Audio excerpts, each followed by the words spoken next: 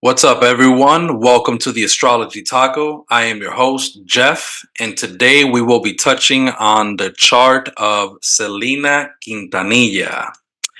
Now, if you're not familiar with who Selena is, she was a staple in most Hispanic households. And uh, probably not even Hispanic households only. She also did songs in English as well. So if you grew up in the late 80s to the mid 90s, you know who Selena was.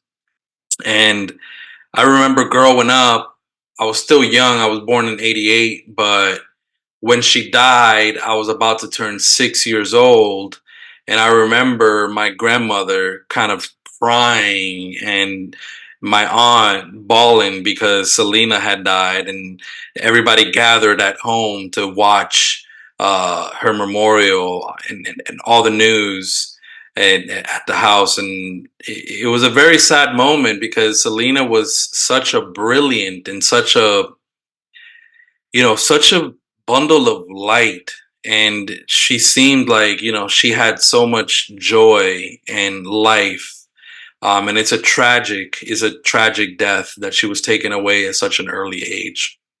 So I wanted to go ahead and kind of break her chart down and how we can go ahead and see some of her life in her chart, from her childhood to her father to her music, her relationship with her brother, or siblings, and then even the tragic death. We can go ahead and actually go ahead and see that in the chart as well. So I'm going to go ahead and do my best to go ahead and translate this language of the stars for you, and show how Selena's birth chart was a true reflection of her actual life. So let's get into it.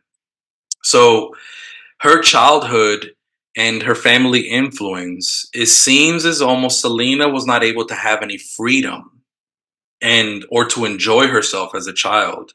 Now, her childhood, if we look at the house of children, which is the fifth house, and it's pretty close to her fourth house. So it's like, it's, siblings, home, childhood, or children, fun, play, joy. It's like, I like to see it as the Six Flags of the birth chart, or your Chuck E. Cheese of the birth chart, or your concert, or the place where you go to enjoy live music and have fun and enjoy. This is the house of pleasure. In the fifth house, she has Gemini, and Gemini is ruled by Mercury. Now, when we look for her Mercury, we see that her Mercury is in the fixed sign of Taurus. And not only that, but her Mercury happens to be retrograde at the time that she was born.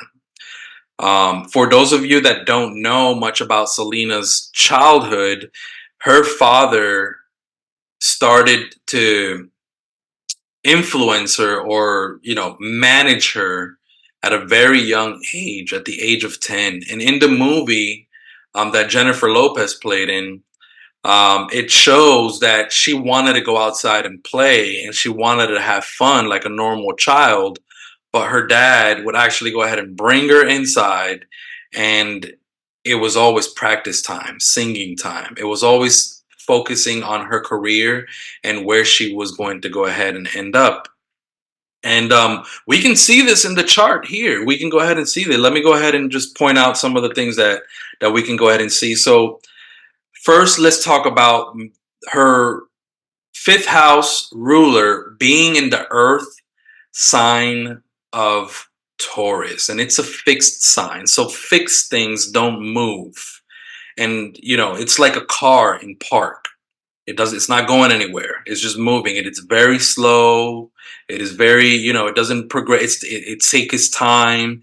It is, you know, it is grounded. It's like firm foundation.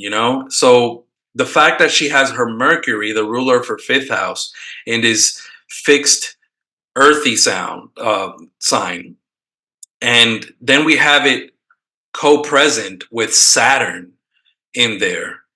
It just shows that her childhood was, she lacked what a normal childhood, or what we deem a normal childhood, would be. So not only that, it was also in the under the beams. If we see here, Mercury is within about 6 degrees of the sun. The sun was at 25 degrees of Aries, and Mercury was at 1 degree of Taurus. So that it's like pretty close, so where you wouldn't be able to see Mercury. So it's like it's hiding. Her childhood was hidden, or it was like not easily visible. So it was like kind of combust and like under the beams of the sun. So it's like when a planet is within 15 degrees of the sun, it is called to be combust, and it kind of debilitates the planet. So it doesn't make it as strong. So with it being her fifth house ruler, it's kind of like her childhood was almost hidden or not easily visible.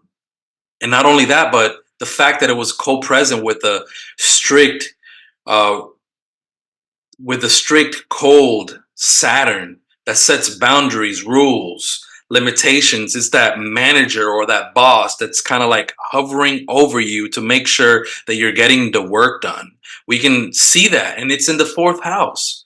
So it's in the home. We see that cold presence and that detached, but yet um, influence of Saturn that was kind of just micromanaging her from within the home. Now, another thing that I found interesting in her chart is that Saturn is the exaltation ruler of Libra, and Libra was in her ninth house, the house of our beliefs, of religion, of philosophy, of higher knowledge, education, languages, and foreign travel. But her dad even influenced her in that aspect as well, because he was also according to what's on record and what's on file and what we know, is that he was a Jehovah's Witness. So he had very kind of rigid beliefs and strict and traditional beliefs that he probably went ahead and influenced Selena with. um, and not only that, but she's an Aquarius rising, and Aquarius is ruled by Saturn, but Saturn in the sign of Aquarius, it's in a fixed air sign. And air is free flowing. It doesn't like to be constrained. So in the movie for Selena, we can see her kind of rebel and kind of not, tired of her dad's, control and micromanaging. So it was probably difficult for her to, have this domineering, controlling father throughout her whole life. And then at the time when she was actually even an adult, he tried to control her because that was his prized possession, his lottery ticket, in other words.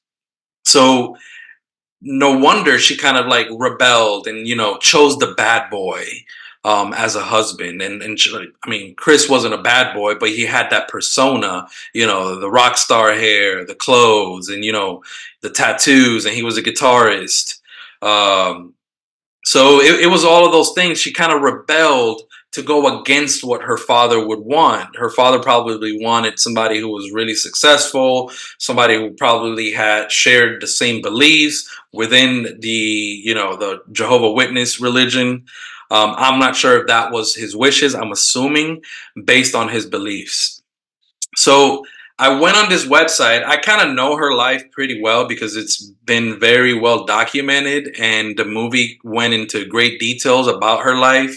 And there's many articles, there's a lot of information about Selena, not only on the internet, but everywhere. And people know she was a very famous and popular person. But I found this interesting because they described her father, and I have the link down here, and it's called totallythebomb.com. And the way that they describe her father is interesting to me. So I'll read this here. And it says, he noticed her talent and enthusiasm, and he saw dollar signs and became similar to many star stage parents. His drinking, paired with his patriarchal nature and religious aspects, he genuinely seemed like a cruel and disrespectful father. It doesn't surprise me that he was suddenly accepting of Chris after they got married, in secret, and he couldn't do anything about it. The fact he has been on board with both the movie and the series and contributed to how he's shown in them, he doesn't see it as a bad thing. The shouting, berating, overworking his kids, and keeping them out of regular education had to have been difficult. It angers me that he kept her in such a bubble that she didn't have the freedom to choose. But I know he's probably suffered enough just with what happened. We will probably never know the full truth of her story unless the family and the state shares more upon his passing years from now. And now there was a series, I haven't watched it, but there was a series that aired on Netflix. And apparently he's portrayed even worse than what we saw originally on the movie and for what we have seen. And it says that in the series, he is referred to as far more of a selfish person that seems like he is only out to ensure his daughter's fame, success, and money. And he is greedy and controlling. Now, I don't want to stereotype that all Tauruses fall under this category, and that Taurus energy is this greedy and controlling, money hungry sign. But some of the negative aspects or some of the negative manifestation of strong Taurus placement are what is being described here. The fame, Taurus wants to be successful. They want money. They want that stability, that security, and that comfort. You know, and being a fixed sign, meaning staying put, not waving or not moving, shows a sign of control. So this right here is a perfect magnet. It's a perfect.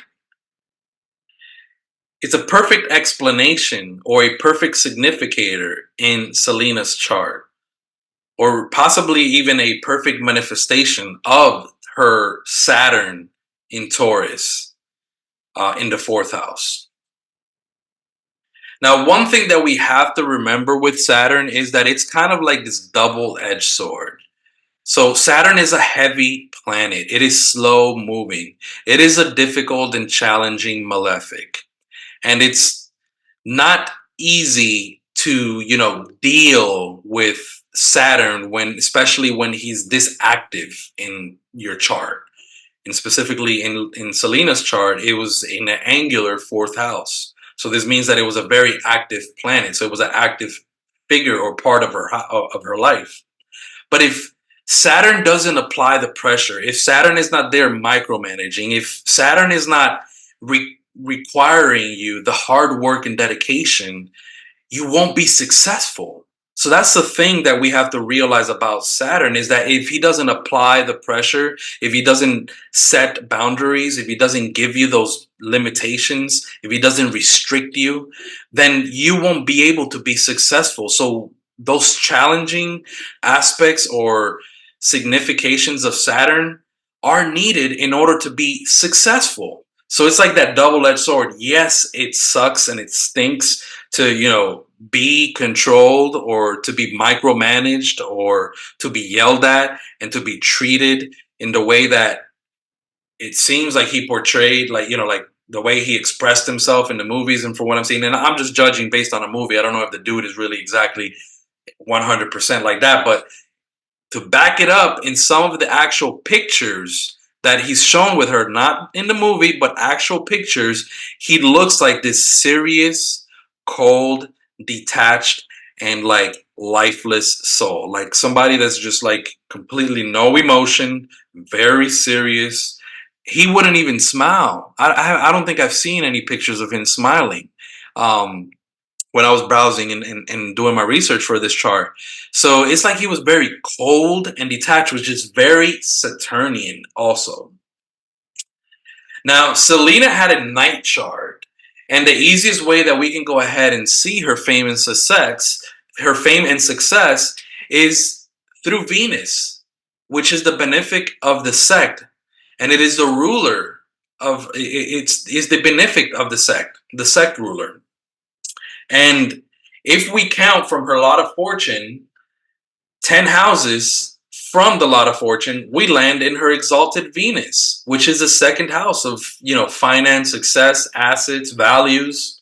And it's an exalted position.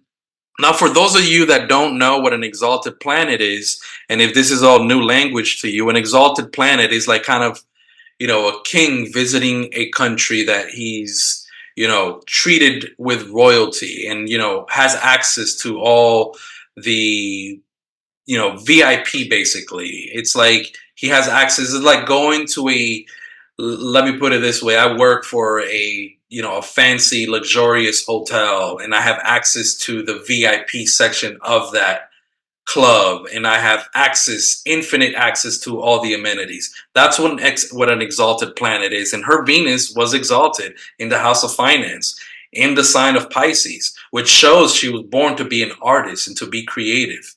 But also, it's her songs.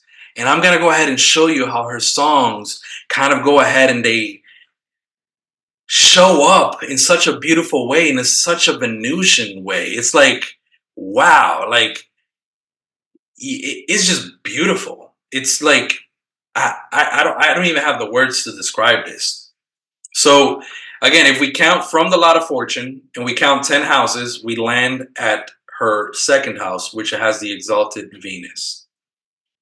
Now, Selena was the lead singer in her family, and her brother A.B. Quintanilla was the songwriter and record producer for most of her songs. And in the chart, Mars is a significator of brothers, while her Mars is in the 12th house and it's exalted in Capricorn. Not only that, but her Mars also rules her third house, the house of siblings and close relatives. So I think that this is pretty interesting how her brother was the songwriter and record producer, but Selena was the face of it. So the 12th house is like kind of like the hidden place. It's like that place in the background. It's like you don't immediately see things in the 12th house. And it's like her brother was working and, providing and giving Selena, his creative work, writing songs, almost like that ghostwriter behind her music. And the producer that you don't see the producer, but you hear him. It's like you don't really see him with your own eyes, but you can hear that through her music, he was an influence. And I think that it's pretty interesting because the Mars, the 12th house exalted Mars in the 12th house was sextile her Venus. Like it's like applying by 1 degree. So it's like a pretty close sextile showing that this was, some influence in towards her success. But then we also see a sextile from Saturn, an exact one. So we show one that it's like an exact, it's separating by a couple minutes, by almost 45, well, 45 minutes, I believe. Um, but it's also a sextile, which shows her father's influence towards her career and towards her success and towards her wealth, her assets, and her values. So let's get into Selena's music, which is my favorite part. So I'll be touching on some of her. She has many songs, but I'm going to go ahead and touch on some of the ones that stood out to me in a really exalted Venus way, or even, in a Pisces way, because it's pretty interesting when we get into the lyrics, into the words, and then even the title of the songs. We can go ahead and see Venus's influence through her work and through her art and to her, throughout her career. So the first song, which is a very popular one, is called Como la Flor. And this in English, it translates to like a flower. Now, if you don't know what Venus represents, Venus represents love, and flowers are a symbol of love. So I think that her titling this song is like, like a flower is a really Venusian thing. Like Venus represents beauty, and flowers are beautiful. I mean, some people, unless you look at it from a different perspective and you think that flowers are ugly, then everybody has their own opinion. But generally, flowers are a symbol of beauty and elegance and romance. And a lot of her songs were tied around romance and love. So the next song is titled No Me Queda Más. And I'm going to go ahead and read the lyric that stood out to me in Spanish, and then I'll go ahead and translate it to English. So, No Me Queda Más. And it says on here, dice, que perderme en un abismo de tristeza y lágrimas.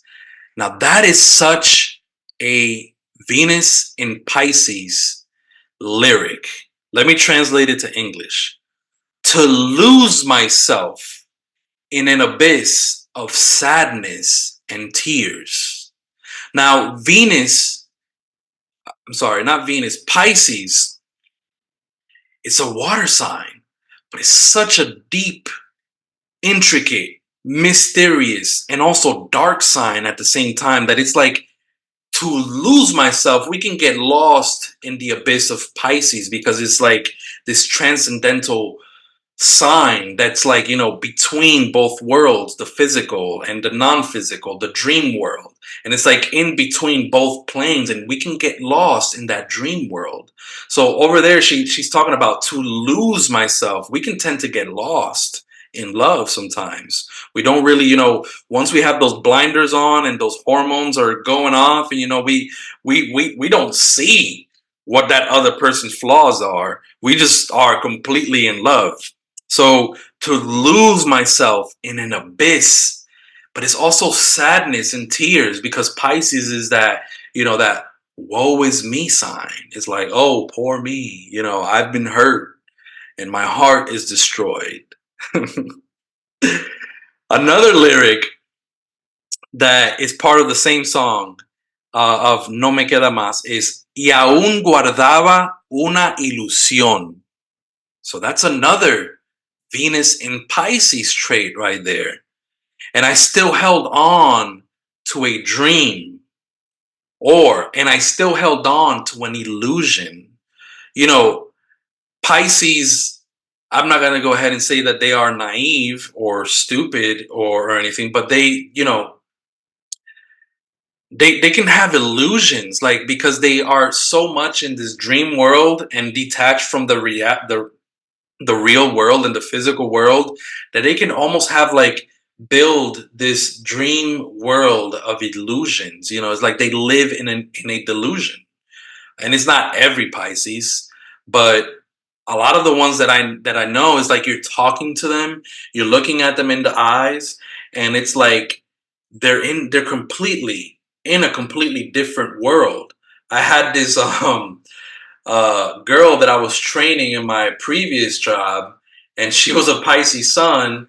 And I went through the whole onboarding thing, log into your app, put in your hours, do everything. And then the next day, she completely came in my office, and like everything that I covered, it just completely went over her head. She was like, "What?" Like, and I'm like, "Wow." And then obviously, me being into astrology, when she entered her birth information, I saw she was a Pisces. Her sun wasn't Pisces, so she was kind of cuckoo. And not every Pisces is like that, but some of them are, like just way out there. Um, the next one is Yo tenía una esperanza en el fondo de mi alma. And this translates to I had a hope deep in my soul. So this is another, like, Pisces is like that hopeless romantic.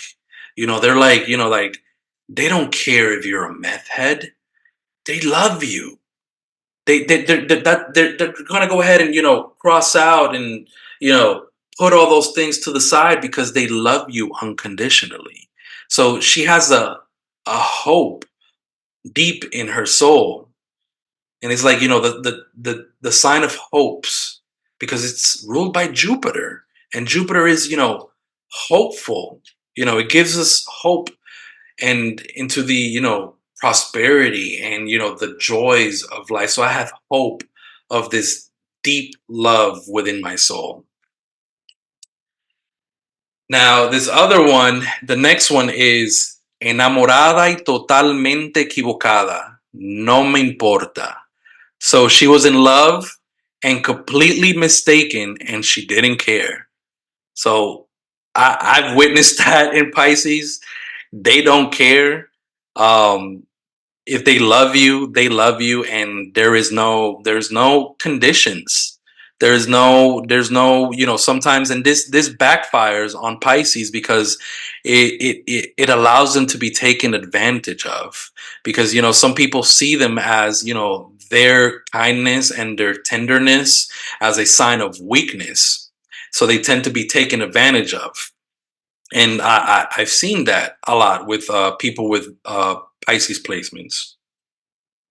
Now, the last song, that one of the ones that she did in English, is called Dreaming of You. So, this is another Pisces thing that shows up in her chart.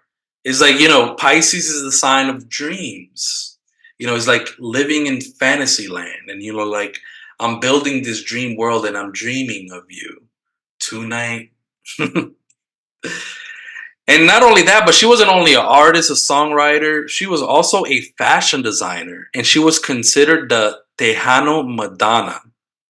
And at the height of her career, she opened up two boutiques where she was very successful. And this is another representation of Venus in Pisces. One of the quotes from her movie is that she wanted her clothes to be sexy, which meant to be desirable and appealing. Now let's get to the sad part. And I will go ahead and try to go as slow as possible with this one, because it can get pretty tricky, and there's a couple of techniques that I'm using here. So I just want to go ahead and first I'm going to go ahead and use one technique. Then I'm going to go ahead and just show you her death in the chart the easiest way possible. And then I'll go ahead and use a ancient Hellenistic technique called zodiacal releasing. So first, let's start off with something called the syzygy. Now, the syzygy, I'm not going to go ahead and be repeating the word throughout this whole recording. I'm going to go ahead and refer to it as the prenatal moon, because I'm not going to be saying the syzygy throughout the whole video. So let me go ahead and read this here. The syzygy, or the prenatal moon, was given a great deal of importance by the ancient Hellenistic astrologers. The moon, being the natural significator of the body, is similar to the ascendant ruler, or the ruler of the lot of fortune. We can consider the syzygy, or the prenatal moon, as the vessel that will be filled with the spirit of the sun during birth. Because of this, it is important for the prenatal moon to have harmonious aspects. When the ruler of the prenatal moon was in an angular house, especially the first or the 10th, and strongly placed, it signified good fortune in life. Now, if we look over here, her syzygy, so basically in a natal chart, if you're born near a full moon or you're born near a new moon, it depends. If you're born during a full moon, then the full moon before your birth is your prenatal moon. If it is a new moon, then the new moon is your prenatal moon. So Selena's prenatal moon, it was the full moon, and it was ruled by Venus. So her prenatal moon was in the sign of Libra, and I believe I didn't write down the degree right here, but I think that it was at it was at 25 degrees. And her the ruler of her prenatal moon was Venus, and it was in the second house. And it was not in the ascendant, and it was not in the 10th house. So right off the bat, this is not a good sign for Selena. So if the ruler of the prenatal moon did not aspect its own sign, and if it was configured to the malefics, this normally points to a bad omen, and this means that the native's life would be threatened at some point in their life. Now, Selena's prenatal moon is not in a direct opposition with Mercury, which plays a role when determining this in a chart. But, and I'm just making this is my own assumption. This is not, I haven't read it in any of the texts. I'm just coming up with my own assumptions. And her Mercury wasn't in direct opposition with the prenatal moon because it's opposite the 10th, and the prenatal moon was in the ninth. But her Mercury was retrograde, so it was like kind of going towards the third house. So it was like, and it was at the one at the first degree right there, almost like he was about to go back into Aries to oppose the prenatal moon. So I don't know if this may have anything to do with it. Um, but it's just an observation, something that I noticed in the chart that maybe played a role to determine that she would have a violent death. Now, her prenatal moon was square Mars. So if we look here, prenatal moon is square her natal Mars, which is in the 12th house. And and the and it was not her prenatal moon was not an aspect with Venus, which was the ruler of her prenatal moon. So it's like, her prenatal moon did not have any access or wasn't looking at her ruler. So it's like she was disconnected. There was no connection. And to top it off, her natal Venus was being witnessed by both malefics. It was being witnessed by Mars by almost an exact aspect, by a sextile, and it was also being witnessed by an exact sextile with Saturn. So it's like her prenatal moon ruler wasn't looking at where the moon was at the time of her birth, and it was being witnessed by these two malefics. So this is right here. It just shows a automatic. This is not a good sign. Now, if we count from the lot of fortune, 8 derived houses, and we land. So let's go ahead and count here. So it's the lot of fortune was here in the 5th house. So it's 1, 2, 3, 4, 5, 6, 7, 8. So this is the house right here that we land in, which is the 12th house with an exalted Mars. All right. And Mars is the ruler of guns. And Selena was shot because her murderer or her killer, Yolanda Saldivar, was secretly stealing, taking away from her fan club and from her boutiques. And the 12th house is the house of secrets and hidden enemies. And now Mars is a symbol of theft or, being taken away. It's of crime. So I thought that was pretty interesting. And another thing that I noticed is that her lot of fortune is in the sign of Gemini. Gemini rules the shoulders, the arms, and the hands. So it's like she was shot in her shoulder. So it's like a literal, almost literal um, manifestation of Mars ruling guns and her being shot by a hidden enemy whom she thought was her friend or her fan. And now the easiest way for us to go ahead and see her death in her chart, I'm going to go ahead and get a little bit technical here, is we see Mars on the day of her death, it was in a direct opposition with her ascendant at 13 degrees. Not only that, but Mars was the ruler of her 12th house where her 8th from fortune was at. So this is the easiest way if we want to go ahead and just remove, the lot of fortune and remove all of the other factors. We just go ahead and see that it was in direct opposition on the date of her death. It was exactly at 13 degrees opposite Mars, opposite her ascendant in the sign of the sun.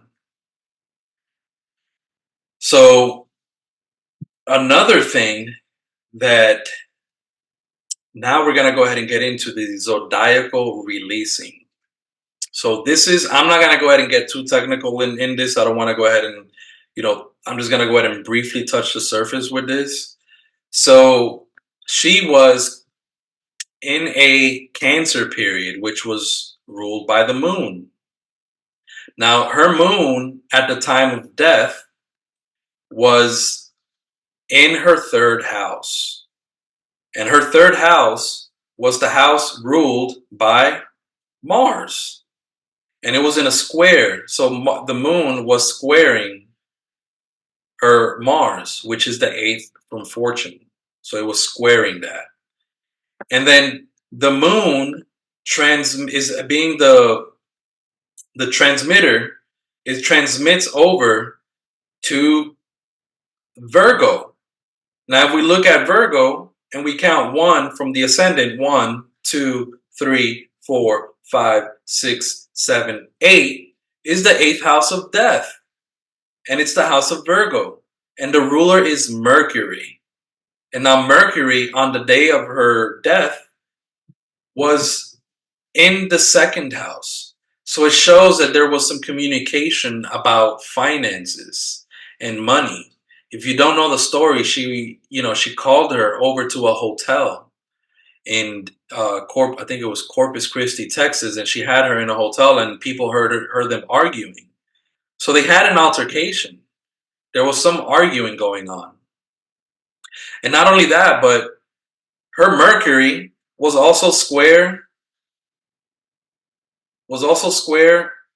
her moon, her natal moon, which is the ruler of her Cancer period.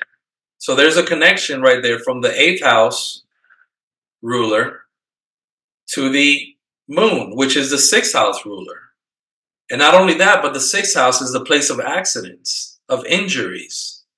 So I just think that's like a perfect, you know, this is like easily visible using this method right here.